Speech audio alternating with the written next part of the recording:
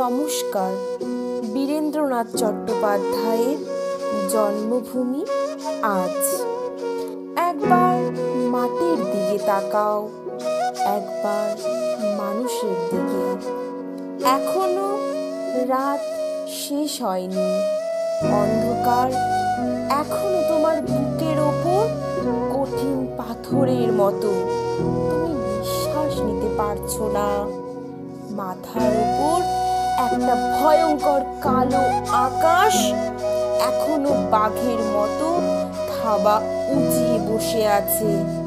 তুমি যেভাবে পারো এই পাথরটাকে সরিয়ে দাও, আর আকাশের ভয়ঙ্করকে শান্ত গলায় এই কথাটা জানিয়ে দাও, তুমি ভয় পাওনি। মাটি তো আগুনের মতো হবেই যদি তুমি ফসল ফলাতে না জানো, যদি তুমি বৃষ্টি আনার মন্ত্র ভুলে যাও। তোমার স্বদেশ তাহলে মরুভূমি।